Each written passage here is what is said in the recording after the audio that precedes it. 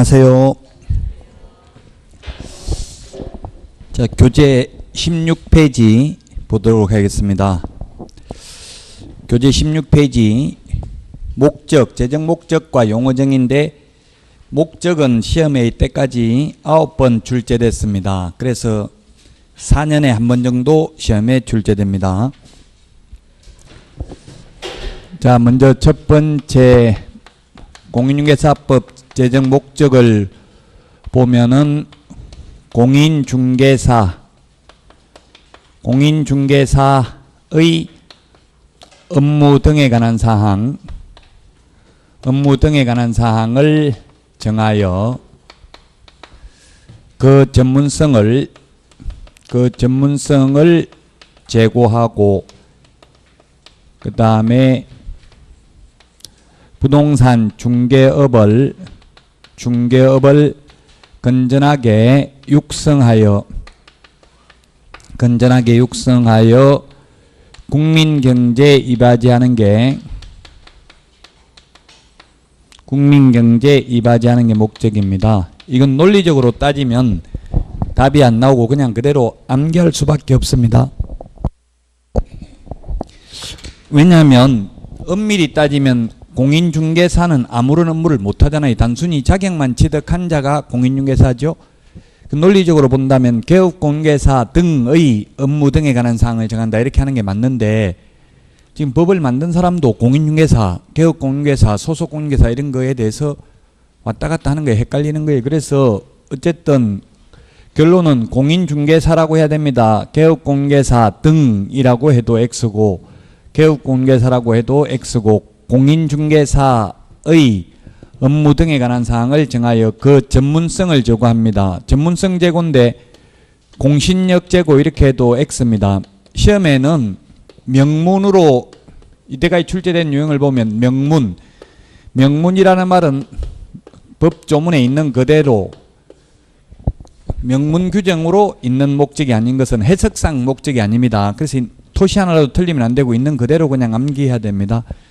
공인중개사의 업무 등에 관한 사항을 정하여 그 전문성을 제고하고 부동산 중개업을 건전하게 육성합니다. 중개업을 육성하는데 시험에 출제됐던 게 중개업무를 육성한다 X, 중개업자를 육성한다, 부동산 산업을 육성한다 뭐 이런 말들 나오면 다 X입니다. 그냥 있는 그대로 중개업을 건전하게 육성합니다. 옛날에는 이게 국민재산권 보호였습니다. 국민재산권 보호였다가 바뀌었기 때문에 지금은 국민재산권 보호도 사실상 해석상 목적은 될 수 있지만 명문 규정에는 국민재산권 보호가 없습니다. 그래서 국민경제에 이바지하는 것을 목적으로 한다. 이렇게 딱 있는 그대로만 말해야 됩니다. 시험에 4년에 한 번 정도 나오니까 이거는 그냥 시험 보기 전에 마지막으로 암기 보고 들어가야 되겠죠.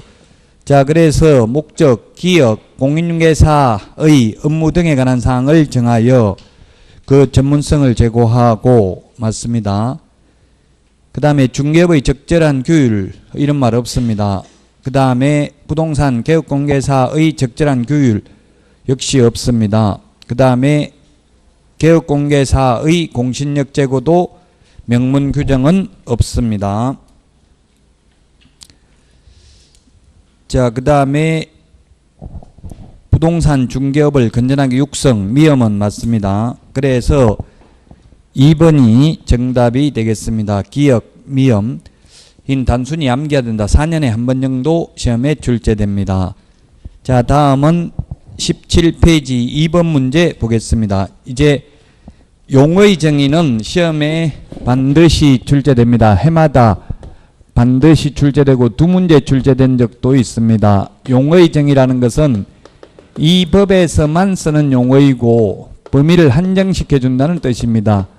Limited Definition, 이 범위를 한정시켜 준다는 뜻이다. 용어가 6개가 있는데 먼저 중개인데 중개는 국어사전에 찾아보면 물건을 연결시키는 것, 그 포털 사이트 네이버나 다음에 검색을 해보면 중개란 제3자로서 당사자 사이에 서서 일을 주선하는 것 이렇게 되어 있습니다. 그러나 우리 공인중개사법에는 그러한 의미가 아닙니다. 중개대상물에 대하여 거래 당사자 간의 매매, 교환, 임대차 뿐만 아니라 그 밖의 권리의 득실 변경에 관한 행위를 알선하는 것을 중개라고 합니다. 그래서 시험에 가장 어려운 부분이 바로 이 용어의 정의와 중개대상물 부분입니다. 자, 첫 번째 그 밖의 권리에는 저당권 등 담보물건, 저당권 등 담보물건도 그 밖의 권리에 해당됩니다. 그 다음에 시험에 나왔던 게 환매권, 시험에 출제됐던 거 위주로 볼 수밖에 없습니다. 환매권, 그 다음에 유치권,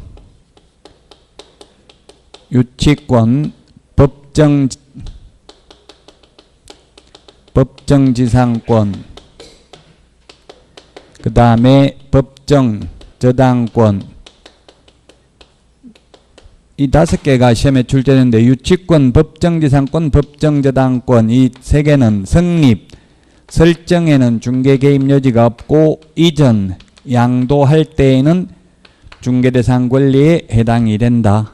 그 다음에 두 번째 중개업이 있습니다. 중개업은 중개를 업이란 직업의 줄임말입니다. 그래서 다른 사람의 의뢰에 의하여 일정한 보수를 받고 중개를 업으로 직업으로 하는 것을 중개업이라고 한다. 이 업이 되려면 불특정 다수와 업이 되려면 불특정 다수와 계속 반복하거나 또는 반복 의사가 있는 것을 업이라고 합니다. 직업이라고 합니다. 중개업에 대해서 봤고요. 그 다음에 세 번째 공인중개사, 그 다음에 네 번째 개업공인중개사, 다섯 번째 소속공인중개사, 여섯 번째 중개보조원이 있습니다. 공인중개사는 이 법에 의해서 자격을 취득한 자입니다. 자격을 취득한 자. 그 다음에 개업공개사는 이 법에 의해서 중개사무소 개설 등록을 한 자입니다. 그 다음에 소속공인중개사는 개업공인중개사에 소속된 공인중개사로서 중개 업무를 하거나 또는 개업공개사의 중개 업무를 보조하는 자고, 보조원은 공인중개사가 아닌 자로서 중개 업무는 할 수 없고 보조만 할 수 있습니다. 자, 용어 정의를 6개를 봤고요. 자, 그러면 2번 문제 17페이지 2번 문제입니다. 1번 외국법에 따라 자격을 취득한 자도 공인중개사다. 외국법은 안 됩니다. 이 법입니다. 그래서 우리나라 사람이 외국 가서 자격증을 따와도 우리나라에서 개업 못하고요. 외국 사람이 우리나라에서 자격 취득하면 우리나라에서 개업할 수 있습니다. 이 법에 의해서 자격을 취득해야 됩니다. 자, 그 다음에 2번 중개업은 다른 사람의 의뢰에 의하여 의뢰, 보수, 업 세 가지가 들어가야 됩니다. 보수 유무와 관계없이. 그래서 무자격자도 보수를 안 받고 중개를 10건 100건 해도 법 위반이 아닙니다. 중개는 아무나 할 수 있고 중개업은 개업공인중개사만 할 수 있습니다. 그래서 여러분들이 자격을 취득한 이유는 중개를 하기 위해서 자격을 취득하는 게 아니라 중개업을 하기 위해서 자격 취득하는 거죠. 돈 안 받고 하려면 자격증 안 따고 해도 된다고요. 보수가 없으면 이 세 개가 들어가야 중개업이라고요.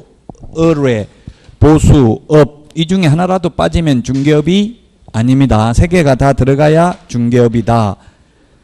자, 그래서 2번 틀렸습니다. 보수 유무와 관계없이 이 말 때문에 자, 그 다음에 3번. 개업공개사인 법인의 사원으로서 중개업무를 수행하는 공인중개사는 소속 공인중개사가 아니다 했는데, 예, 소속 공인중개사에는 법인의 임원 또는 사원으로서 공인중개사인 자도 포함합니다. 그러면 반대로 해서 가면 자격증 없는 임원은 보조원이고 자격증 있는 임원은 소속 공인중개사라고요. 그래서 시험에 모든 임원은 계약서 작성할 수 있다 하면 X입니다. 즉 자격증 있는 임원만 계약서 작성할 수 있습니다. 중개 업무가 무엇인지 명문 규정은 없는데 국토부 유권해석은 이 중개 업무가 계약서 작성, 그 다음에 두 번째 확인 설명, 세 번째 확인 설명서 작성, 이런 것들이 중개 업무이다. 따라서 법인의 임원으로서 자격증 있는 사람은 소속 공인중개사다. 자격증 없는 사람은 중개보조원입니다. 임원 또는 사원이라고 했을 때 사원은 한 명 합자 회사의 무한 책임 사원을 말하기 때문에 주식회사의 임원과 같은 지위에 있는 사람입니다. 우리 공인중개사법에서 아무 말 없이 그냥 임원, 사원 하면 같은 말이라고요. 주식회사는 임원. 보통 우리 일반 주식회사 임원 밑에 근무하는 평사원을 의미하는 게 아니라고요. 여기서 사원이란 한 명 합자 회사의 무한 책임 사원을 말한다. 4번 보조원은 개업공개사에 소속된 공인중개사로서, 이게 틀렸죠? 공인중개사가 아닌 자로서 개업공개사의 중개업무를, 공인중개사가 아닌 자로서 현장 안내 및 일반 서무 등 단순한 업무를 보조하는 자를 보조원이라고 합니다. 그래서 4번도 틀렸고요. 5번이 답인데요. 개업공개사의 행위가 손해배상 책임을 발생시킬 수 있는 중개행위에 해당하는지는 객관적으로 보아 사회통념상 거래의 알선 중개를 위한 행위라고 인정되는지 여부에 따라 판단하여야 한다. 그래서 또 이건 지금 법제 30조 손해배상을 위한 중개행위를 말합니다. 우리 법제 30조에 보면 뭐라고 되어 있냐면 개업공인중개사의 고의 또는 과실로 인하여 의뢰인에게 재산상 손해를 발생케 한 경우에는 그 손해를 배상할 책임이 있다, 이렇게 되어 있는데, 손해배상도 무조건 모든 손해를 다 배상하는 게 아니라 중개사고만, 중개행위와 관련된 손해만 배상합니다. 예를 들면 직원이 나이트클럽에 부킹하다가 싸움해가지고 손해 입힌 거는 사장 책임이 없죠.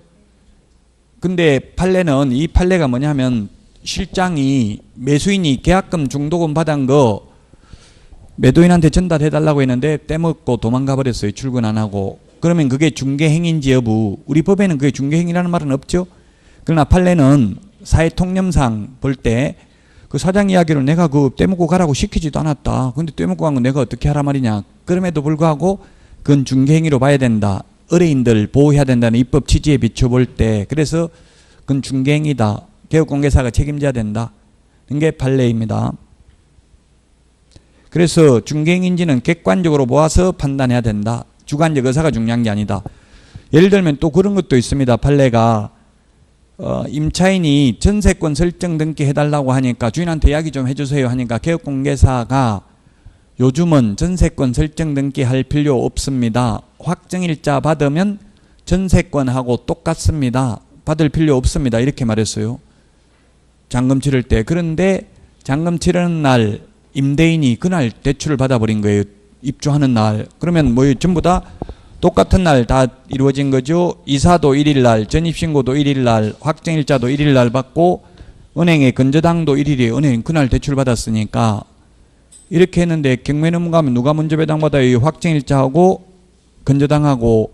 건저당은 1일이지만 확정일자도 1일인데 대항력이 그 다음날 오전 0시에 생기니까 2일날, 이런 거는 우선 면제가 2일 오전 0시에 생기거든요. 그래서 경매 넘어가가지고 세입자가 배당을 못 받은 사안에 대해서 개업공개사가 그것도 중개행위와 관련된 사고라고 해서 손해배상을 해야 된다 했어요. 이게 바로 주관적 의사가 중요한 것이 아니라 객관적 사실로 보아 사회통념상 판단해야 된다. 엄밀히 보면 이거 이행 업무는 중개행위가 아니라고 해석할 수도 있거든요. 중개행위는 계약 성립 시까지만 중개행위라고 일반적으로 학자들은 봤어요. 근데 판례는 계약 성립 이후에 일어난 일도 중개행위로 볼 수 있다. 그러므로 손해배상해야 된다. 여러분들은 그래서 말할 때 조심해야 되겠죠. 요즘 휴대폰 다 녹음할 수 있으니까 똑같다고 해서 문제죠. 전세권하고 비슷합니다. 이렇게 했으면 비슷하잖아요. 완전히 똑같진 않고. 그래서 전세권하고 확정일자 받으면 거의 비슷하기 때문에 요즘은 전세권 설정 등기를 안 하는 분들도 많이 있습니다. 뭐 안 하는 게 많잖아요. 현실적으로. 그렇게 말했다면 어느 정도 책임이 줄어들겠지만 똑같다 이렇게 해가지고 문제가 됐던 사안입니다. 자, 결론은 이게 시험에 한 10번 정도 출제됐어요. 자주 나왔어요. 계속 시험에 나왔던 게 반복해서 나오거든요. 주관적 의사가 중요한 것이 아니라 객관적으로 보아서 사회 통념상 판단해야 됩니다. 해설이 비교적 자세하게 돼 있어요. 그래서 공부 혼자서 하시기도 충분히 가능하도록 해설을 자세하게 해놨으니까 꼭 좀 미리 예습을 하셔야 됩니다.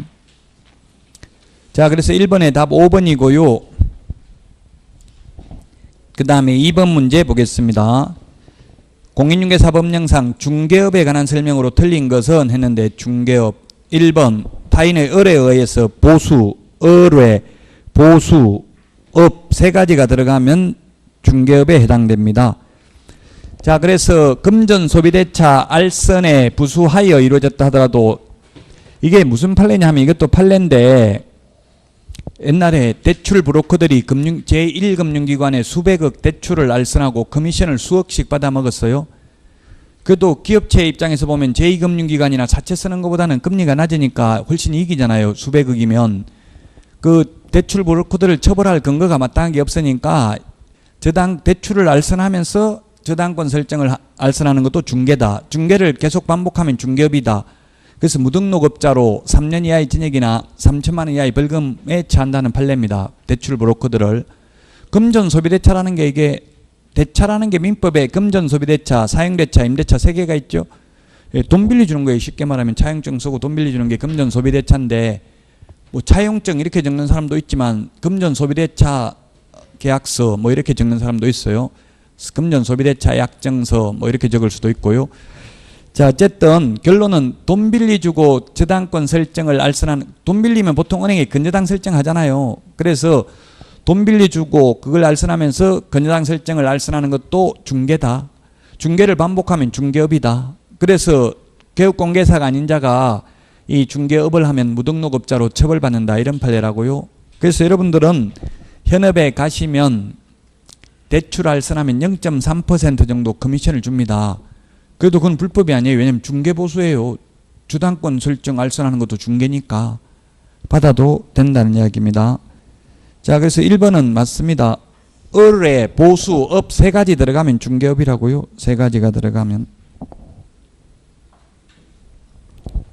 2번 개업공개사가 실제 계약 당사자가 아닌 자에게 전세계약서를 작성 교부하여 그가 이를 담보로 금전을 대여받음으로써 대부업자에게 손해를 입힌 경우 주요 의무 위반에 따른 손해배상 책임이 있다. 역시 판례입니다. 이게 뭐냐 하면 임차인, 임대인이 와가지고 이대로 둘이 다 와가지고 사무소 들어와가지고 이대로 계약서 좀 적어주세요. 임대차 계약서 대서료 10만 원 드리겠습니다. 이런 거 많아요. 저도 그런 거 경험했어요. 왜 그러냐 물어봤어. 저는 그냥 자기들끼리 하지 괜히 10만 원 주면서까지 왜 하냐 물으니까 은행에 대출, 전세자금 대출 받으려고 하니까 개업공개사 명판 누구누구 개업공개사 대표 누구 해가 도장 찍는 걸 그걸 흔히 동네 말로 명판이라 하더라고. 이 명판이 찍혀 있어야 대출이 된다고 해서 왔습니다. 이렇게 한 거예요. 그러니까 개업공개사가 10만 원 준다고 하니까 좋아서 그냥 그대로 확인도 안 하고 그대로 써달라는 대로 써준 거예요. 써줬는데 결국은 가짜 임대인, 가짜 임차인 서로 짜고 전세자금만 대출을 해먹은 사기단인들이라고 실제 임차인으로 거주하는 게 아니고 그렇게 해가지고 대출을 당연히 안 갚고 도망갔겠죠. 그랬을 때 개업공개사가 그 대출금을 갚아야 된다 이 말이에요. 어떻게 해야 되겠어요? 그럼 여러분들은 그런 사람들 오면 법정보수 다 받고 진짜 임대인이 맞는지 주민등록증, 등기사항증명서, 등기필 정보 본인 진짜 집이 맞는지 확인하고 해줘야지. 그냥 확인도 안 하고 해주면 책임져야 된다고요. 확인 설명도 제대로 확인도 안 하고 그냥 써달라는 대로만 써주면. 보통 지금 제가 연수교육하면서 현업에 있는 분들 물어보니까 2년 지나면 다시 계약서 쓰러 오는 경우 있잖아요. 내가 해준 계약을. 그런 경우는 보통 10만 원 받고 다시 써준대요. 그는 내가 아는 거니까 상관없잖아요. 내가 2년 전에 해줬기 때문에 다시 연장 계약서 써주는 거 이런 거는 상관없어요. 연장 계약서를 쓸 때 옛날과 달리 지금은 확정일자를 계약서 한 장에 2번 받을 수도 있어요. 계약 내용이 변경되면. 뭐 옛날 얼마 올릴 거 아니에요. 더 2년 지나면 몇 천만 원 올리면 옛날에는 정액된 걸 다시 계약서를 썼어요. 왜냐하면 새로 깨끗하게 써버리면 순위가 뒤로 밀리잖아요. 옛날 적은 계약서도. 그랬는데 지금은 그렇게 할 필요 없다고요. 다시 특약으로 뭐 2천만 원 정액하기로 한다. 이렇게 하면 그 부분에 다시 확정일자 받으면 된다고요. 확정일자를 2번, 3번 받을 수도 있어요. 요즘은. 확정일자 부여 규칙이 개정됐습니다. 어쨌든 현업에 가서도 조심하시라고 그냥 계약서 써달라는 대로만 써주고 확인도 안 하고 돈 10만 원 받아 먹었다가 대출금까지 다 갚아야 돼요. 개업공개사가. 이런 거 한번 걸리면 거의 망한다고 봐야 되겠죠. 무서워서 이제 중개업 못해요. 손님이 다 사기꾼처럼 보여가지고. 그래서 좀 작게 벌더라도 사고 안 나고 안전하게 하는 게 나아요.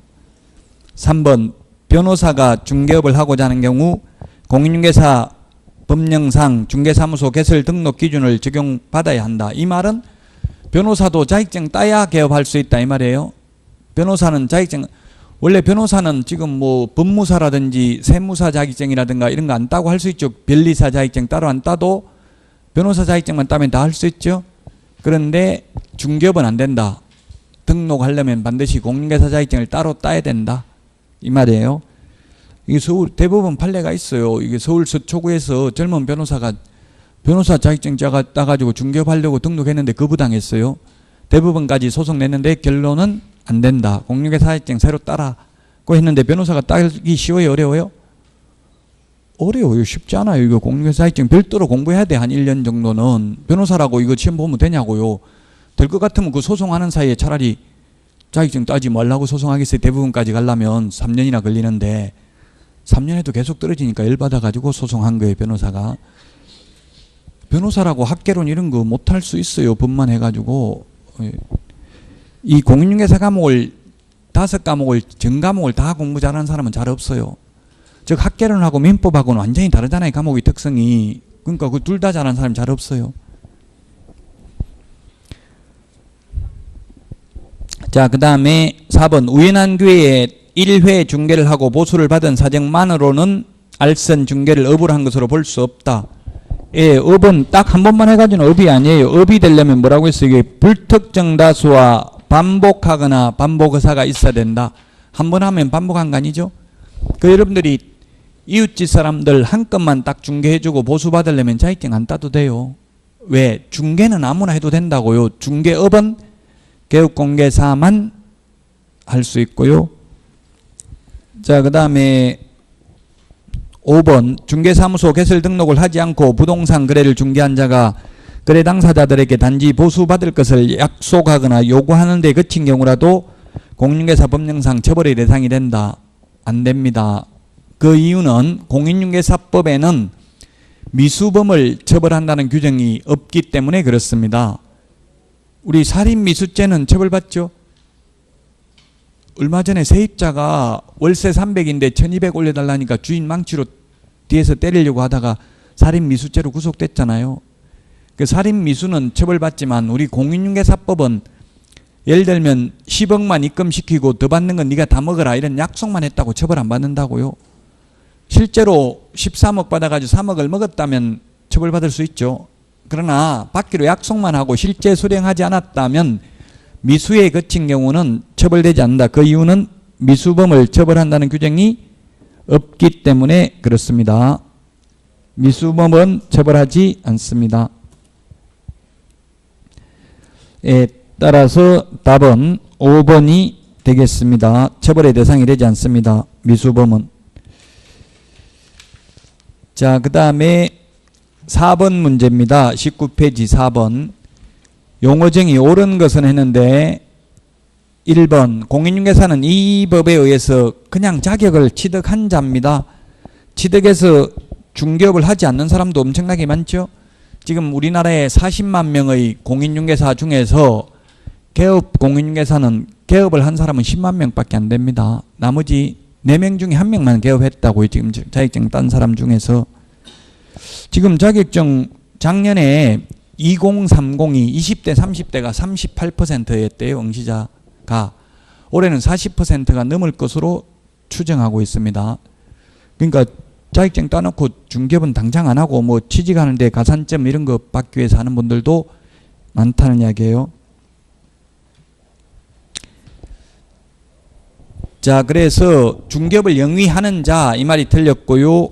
2번은 개업공개사는 이 법에 의하여 중개사무소 개설 등록을 한 공인중개사를 말한다. 예, 그 공인중개사를 말한다 이 말이 틀렸어요. 그냥 등록한 자입니다. 따라서 이 등록을 한 자의 종류 중에는 법인인 개업공개사가 있고 공인중개사인 개업공개사가 있고 법 7638호 부칙 제6조 2항의 규정에 의해서 등록을 한 것으로 보는 자. 편의상 제가 중개인이라고 부르면 이 소위 중개인이라는 분들은 자격증 없죠. 공인중개사 아니죠. 공인중개사를 말한다 이게 틀렸다고요. 개업공개사 중에는 공인중개사 자격증이 없는 사람도 있다는 이야기입니다. 그래서 공인중개사를 말한다 이게 틀렸습니다. 3번 중개업은 다른 사람의 의뢰에 의하여 일정한 보수를 받고 중개를 업으로 하는 것을 말한다. 의뢰, 보수, 업 이 세 가지가 필요 충분 조건입니다. 중개업은 이 세 가지만 들어가면 중개업입니다. 등록하고 안 하고는 상관이 없습니다. 의뢰, 보수, 업 세 개가 들어가면 중개업이다. 따라서 3번 맞습니다. 4번 보조원은 공인중개사가 아닌 자로서 개업공개사에 소속되어 일반 서무 및 중개 업무를 수행하는 자를 말한다. 중개 업무를 수행하는 자를 말한다. X죠. 중개 업무가 안 된다고 했잖아요. 보조원은 중개 업무 안 된다. 즉 보조원은 계약서 작성, 확인설명서 작성은 못한다. 소속공개사는 할 수 있다. 중개 업무는 할 수 없습니다. 5번 소속공개사는 개업공개사에 소속된 공인중개사로서 개업공개사의 중개업무와 관련된 현장 안내 및 일반 서무 등 단순한 업무를 보조하는 자. 소속공개사는 그런 말이 없습니다. 소속공개사는 개업공개사에 소속된 공인중개사로서 중개 업무를 하거나 개업공개사의 중개 업무를 보조하는 자를 말합니다. 일반 서무 등 단순한 업무 보조는 보조원에 들어가는 용어정이죠. 나오는 말입니다. 그래서 이런 식으로 기출문제에 출제됐기 때문에 여러분들은 이런 기출문제 패턴을 잘 익히시면 최소한 80점 이상은 받을 수 있습니다. 자, 그래서 4번에 답 3번입니다. 5번입니다. 옳은 것은 했는데 1번 개업공개사란 이 법에 의해서 등록을 한 자를 말하고 등록을 한 개업공개사의 종류는 3가지가 있다고 했죠.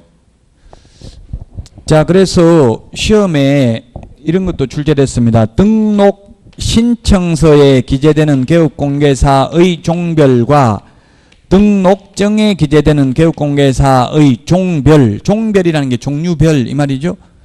등록 신청서에 기재된 개업공개사의 종별은 2개, 등록증에 기재되는 종별은 3개입니다. 그게 뭐냐면 등록증은 중개인은 자격증은 없지만 등록증은 있다고요. 왜냐하면 등록을 한 것으로 보는 자이기 때문에. 그러나 중개인은 등록 신청은 안 되죠. 자격증 따지 않고 등록 신청은 할 수 없어요. 이미 등록한 것으로 보는 자입니다. 등록을 안 했는데 등록한 걸로 보고 등록증 찾아가라고 연락 와요. 이 옛날에 복덕방 하던 분들 기득권을 가지고 공인중개사 제도가 도입되기 전부터 중개업 하던 분들이에요. 그래서 처음에 공인중개사 제도 도입한다고 하니까 이분들이 데모하고 했다고요. 1983년도 이때. 그러니까 기득권을 인정해 주겠다. 하던 사람은 계속 자격증 안 따도 할 수 있도록 해주겠다. 허용하면서 새로 할 사람만 이제 자격증 따야 된다. 이런 식으로 도입된 거라고요. 기억 맞고 니은 소속공개사는 개업공개사인 법인의 사원 또는 임원으로서 중개업무를 수행하는 공인중개사인 자가 포함됩니다. 제외되는 게 아니고 포함된다. 그 다음에 디귿 공인중개사로서 개업공개사에 고용되어 그의 중개업무를 보조하는 자도 소속 공인중개사이다. 맞습니다. 보조도 할 수 있고 소속 공인중개사는 중개업무도 할 수 있고 둘 다 할 수 있다고요. 보조만 할 수 있고 리얼 우연한 기회에 단 한 번 임대차 계약 중개를 하고 보수를 받은 사실만으로는 중개를 업으로 한 것으로 볼 수 없죠.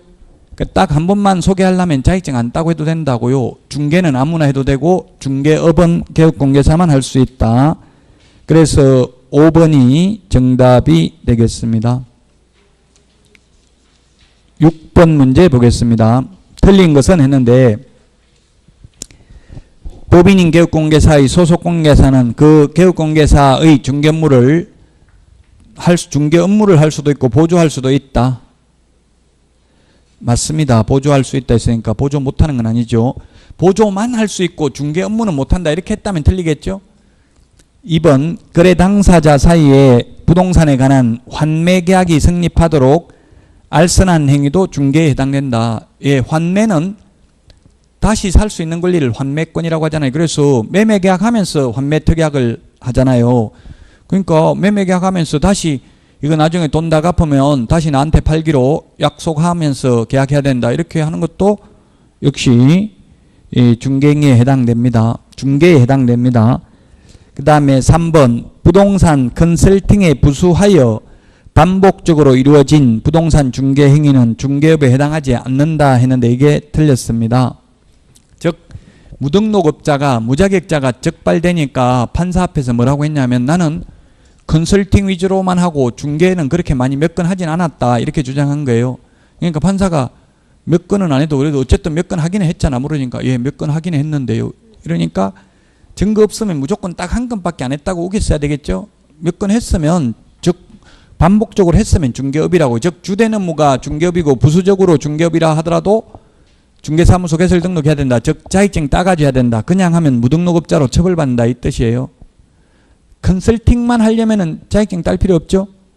컨설팅은 아무나 해도 돼요. 지금 우리나라에 뭐 컨설팅을 특별히 공식 인정되는 컨설팅 자격증은 없어요. 그래서 컨설팅만 해주려면은 굳이 자격증 따지 않아도 됩니다. 실제 우리나라에 100억 넘는 건물들은 거의 컨설팅 업자, 외국 컨설팅 업체 이런 데서 중개합니다. 서울에 있는 거 100억 넘는 건물들은 개인 개업공개사가 하기 힘들어요. 1000억 넘는 건물도 많더라고요. 서울에 보니까. 그런 거는 컨설팅 업자들이 수익률 분석 이런 거 공실률 이런 것까지 다 감안해가지고 컨설팅 보고서를 막 수백 장 만들어야 돼요. 그런 거는 뭐 법에 정해진 건 없어요. 컨설팅 보고서를 어떻게 만들어야 된다는 규정은 없지만 그 매수인이 어느 정도 보고 아 이거 사면 돈 되겠다 이런 걸 기업체 가서 브리핑해야 될 거 아니에요. 이거 개인이 사긴 힘들겠죠. 수백억 넘는 거는 거의 대부분은 기업체들이 많이 살 거잖아요. 자 어쨌든 주된 업무가 컨설팅이고 부수적으로 중개업을 했다 하더라도 중개를 업으로 한 이상 중개업이다. 그럼 자격증 따가지고 등록하고 해야 된다는 뜻입니다. 그냥 하면 처벌받는다. 맞습니다. 4번이 답입니다. 틀린 답이 맞다는 뜻이에요. 예, 중개업에 해당하지 않는다. 이게 틀렸다는 이야기죠. 반복적으로 하면 중개업에 해당된다고. 업은 여기 반복해야 되잖아요. 반복해야 되는데 반복적으로 컨설팅이 주된 업무지만 반복적으로 중개를 업으로 한 이상 중개업에 해당된다. 그러므로 등록 안 하고 하면 처벌받는다. 이런 판례고요. 자, 그 다음에 4번 공인중개사 자격 취득 후 중개사무소 개설 등록을 하지 않은 자는 개업공개사가 아니다. 그렇죠. 40만 명 중에서 약 30만 명은 등록 안 했으니까 개업공개사는 아니죠. 등록을 해야 개업공개사다. 5번 중개보조원이 개업공개사를 대신하여 특정 업무를 수행하였다 하더라도 해당 거래계약서에 중개보조원을 개업공개사로 기재해서는 아니 된다. 이게 뭐냐면 서울 은평 뉴타운에서 판례가 40억짜리를 중개보조원이 중개를 했어요. 아마도 그 사장하고 뭐 예를 들면 이를테면 5대5로 먹기로 이런 식으로 했는 것 같아요. 뭐 기본급 없이 그렇게 하는 경우도 있죠. 또는 기본급 주는 경우도 있고요. 한 건 하면 5대5 중개보수 1,000만 원 받으면 사장이 500만 원 먹고 예를 들면 이런 식으로 했나 봐요. 그러니까 중개보조원이 자기 혼자 중개보수 다 먹으려고 그냥 계약서, 사무실에 있는 계약서 가지고 나와가지고 빈 계약서 다방에서 계약서 썼어요. 40억짜리를. 그리고 3억 보수를 받기로 약속을 했어요. 3억 받기로 약속했는데 양도소득세를 설명을 잘못한 거예요. 옛날에 그 당시 그 은평 유탄호 할 때는 양도소득세가 투기적인 경우에는 뭐 중과세 됐었어요. 양도소득세가. 그리고 훨씬 그 보조원이 말해준 것보다 2억이 더 나왔어요. 그러니까 3억에서 2억 빼고 네가 설명 잘못해가지고 2억 손해봐서 더 나왔으니까 3억은 다 못 주겠다. 1억만 주겠다. 2억 그 세금 빼고 이렇게 하니까 보조원이 무슨 소리 하냐. 3억 준다고 했으면 달라 해가지고 소송 낸 거예요.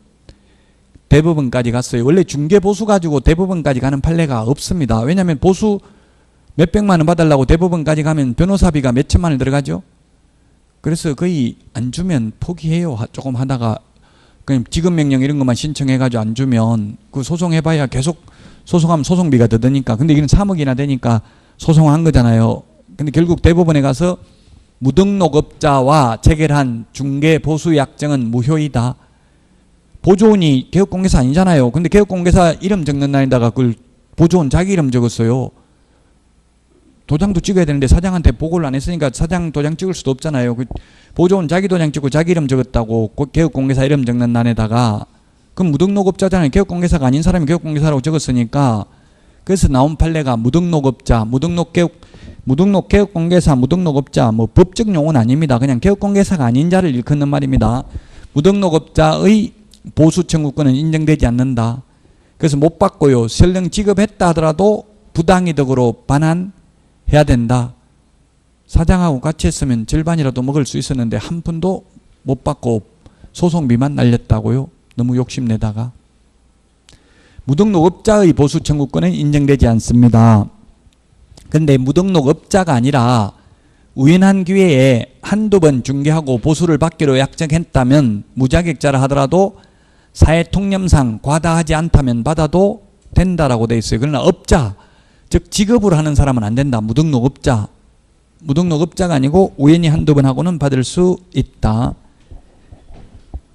예, 그래서 6번의 답 3번이고요. 7번 틀린 것입니다.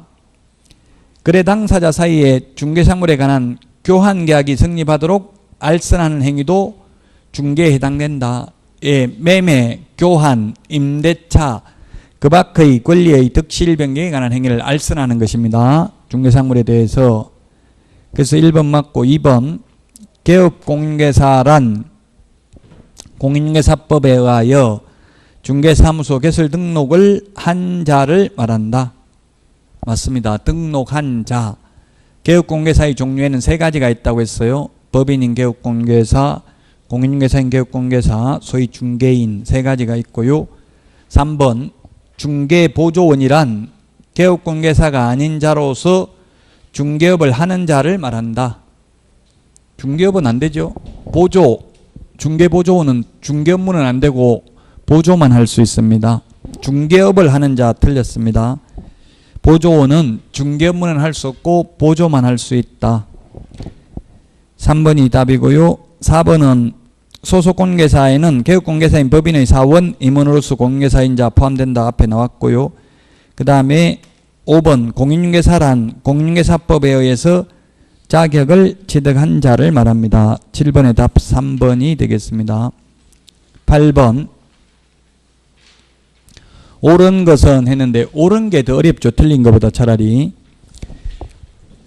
1번 반복 계속성이나 영업성 없이 우연한 기회에 타인 간의 임야 매매 중개행위를 하고 보수를 받은 경우 중개업에 해당한다. 우연한 기회에 한두 번 우연한 기회에 했으면 중개업 아니죠. 반복해야 되잖아요. 우연한 기회에 한 번만 하면 한두 번만 하면 아니다.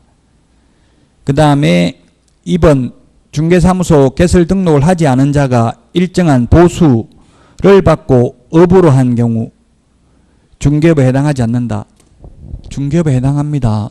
중개업은 등록하고 안 하고 상관없이 중개업이 되려면 이 3가지 의뢰, 보수, 업 이 세 개만 들어가면 중개업이고요. 따라서 등록을 하지 않고 중개업을 하는 자를 우리 흔히 무등록업자라고 해서 물론 처벌은 받습니다. 중개업에 해당됩니다. 등록하고 안 하고 상관없이 의뢰, 보수, 업 세 개가 들어가면 중개업에 해당한다. 3번도 앞에도 나왔죠. 일정한 보수를 받고 부동산 중개행위를 부동산 컨설팅에 부수하여 업으로 한 경우 중개업에 해당된다. 직업적으로 반복했다면. 따라서 컨설팅업자들이 실질적으로 중개업 하고 있거든요. 그 간판에는 부동산 컨설팅 이렇게만 달아놓고, 그러면 저는 컨설팅 위주로만 하고 중개업은 많이 하지 않았습니다, 이렇게 주장해도 업으로 직업으로 한 이상 중개업에 해당한다. 무등록업자로 처벌받는다는 뜻입니다. 자, 그 다음에 보수를 받고 오로지 토지만 중개를 업으로 하는 경우 중개업에 해당한다. 예, 중개업은 토지만 해도 중개업인데 불특정 다수여야 됩니다. 이모에게만, 고모에게만, 여친에게만, 남친에게만, 초등학교 친구들에게만 하는 건 중개업 아닙니다. 특정인이니까. 그 특정인한테만 하려면 자격증 안 따고 해도 된다고요. 친인척한테만. 그러나 토지만, 모텔만, 즉 특정인하고만 하면 중개업이 아니지만 특정 중개대상물만 해도 중개업이죠. 토지 전문 뭐 이런 거 많아요. 공장 전문, 공장만 전문으로 약국만 전문으로 하는 개업공개사도 있어요. 자, 그래서 4번이 정답입니다. 토지만, 즉 특정 중개대상물만 업으로 해도 중개업이 될 수 있고 특정인하고만 하면 중개업이 아니다.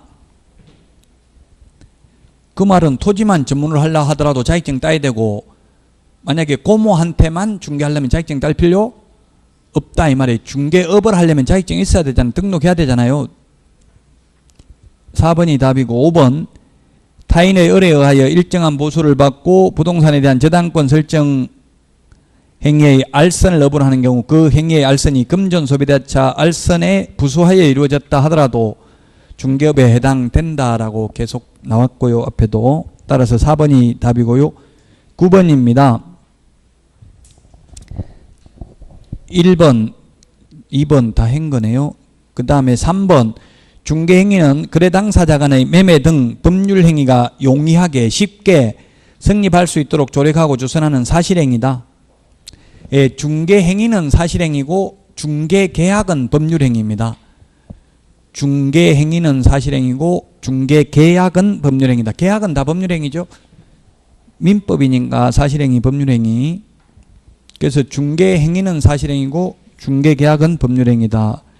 맞습니다. 4번 중개행위에 해당하는 여부는 진정으로 거래 당사자를 위해 거래를 알선 중개하려는 의사를 갖고 있었느냐고 하는 개업공개사의 주관적 의사에 의해서 결정되는 게 아니라 객관적 사실로 보아 사회통념상 서브노트는 그 요약집 7페이지 위에서 10번째 줄에 있는데요.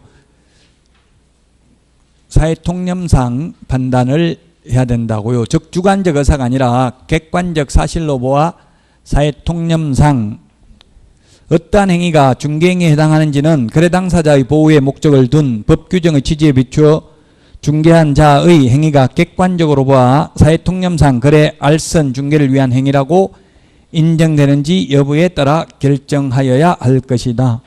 그 2005다에 65562 이 사건 번호를 한번 검색해 보면 기억에 오래 남겠죠.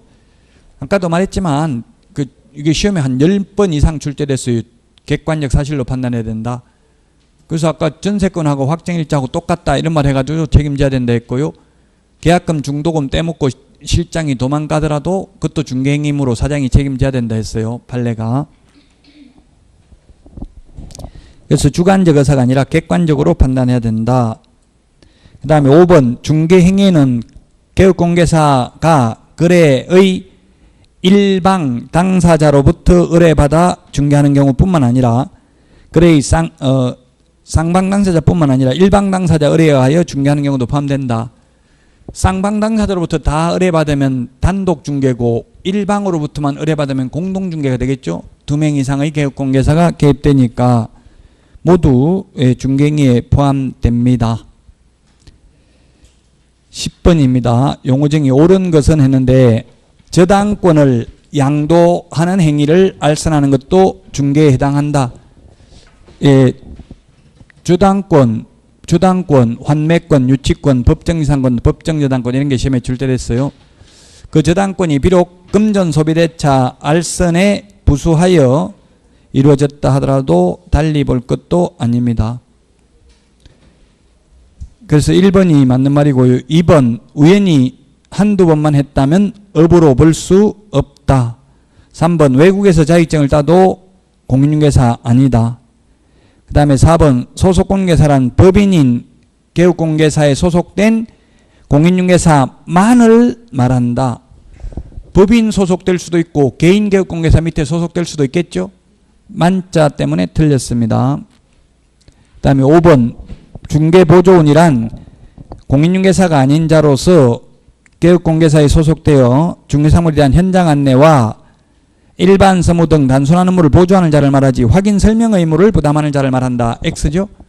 확인 설명 의무는 없습니다. 확인 설명은 못합니다. 중개보조원 이게 중개업무 계약서 확인 설명서 작성을 할 수 없다.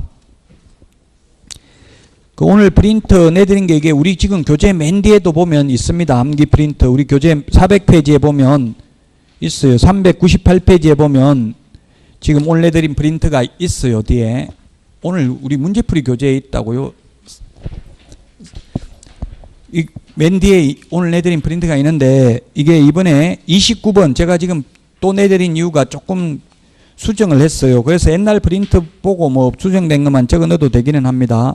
29번에 보면 프린트 내드린 거 29번에 보면 최우선 면제 받는 금액이 서울의 경우 1억이었는데 1억 1,000만 원 이하 3,400이었는데 3,700만 원 이하로 2018년 6월 27일 입법 여부가 됐습니다. 그래서 2018년 8월 초순에 시행할 예정입니다.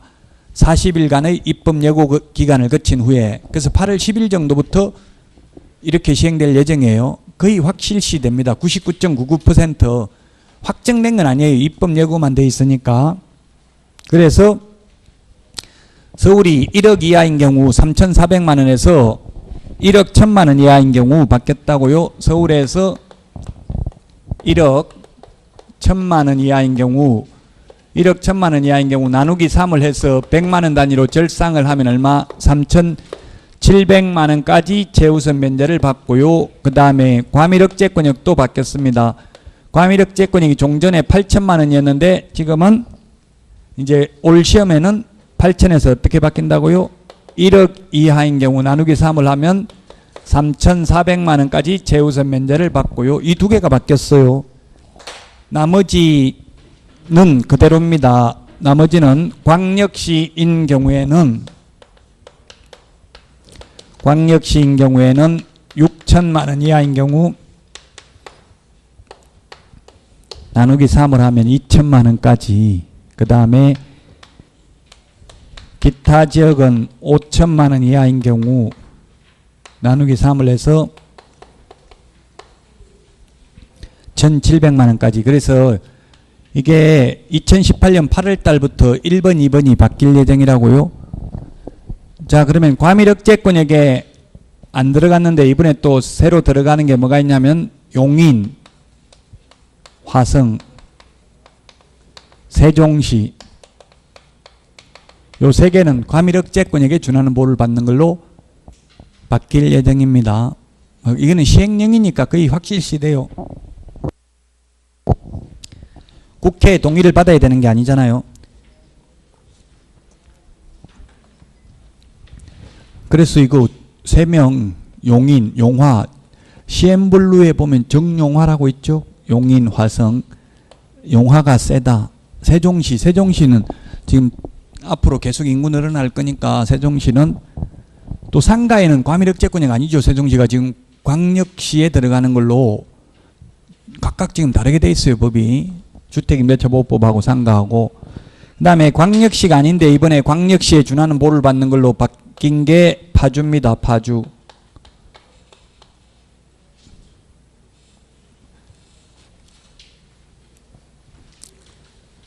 예, 파주가 29번에 그 우리 암기 프린트 29번에 나와 있죠. 파주가 올해 이번에 신설됐고 광주, 안산, 김포는 옛날부터 있던 거잖아요. 파주가 광역시에 준하는 보를 받는 걸로 신설되고 세종, 용인, 화성이 과밀억제권역으로 들어갔다고요. 이런 부분이 그 우리 교재의 맨 뒤에 있는 내용에서 29번 이게 동그라미 1번, 2번이 2018년 8월 달에 개정될 예정입니다. 이거 문제풀이 끝나기 전에 이제 확정될 거예요. 그때 다시 한번 만약 변동사항이 있으면 알려드릴 거예요. 이거 시험에 바뀐 내용은 반드시 나온다고 봐야 되겠죠. 모의고사 보신 것도 문제 어려웠죠? 쉬웠어요? 모의고사는 어려운 걸 오류 없이 어렵게 출제하기가 굉장히 힘들어요. 잘못하면 오류가 생기거든요. 그래서 어렵게 출제되는 것도 연습을 해보셔야 돼요. 왜냐하면 지금 이미 23,000명이 1차 합격자가 있고 그 중에서 10,000명 이상은 떨어집니다. 올해. 그럼 2차도 완전히 쉽게만 낼 수는 없다는 이야기예요. 공인중개사법을 80점 이상 받아야 되는데 쉽게 80점밖에 안 만든다고요. 그러니까 끊임없이 어려운 것도 연습을 해보셔야 돼요. 틀리는 연습을 지금 해보는 게 도움이 되니까 혹시 모의고사 앞으로 어렵게 나오더라도 짜증내지 말고 해설 보고 잘 풀어보셔야 돼요. 다 쉬운 것만 내버리면 뭐 풀어볼 필요 뭐 있어요. 지금 고통받는 것만큼 나중에 시험지를 받아보는 순간 가슴 벅찬 희열을 느낄 수 있을 것입니다. 자, 여기까지 하고 쉬었다가 23페이지 중개대상물부터 하겠습니다.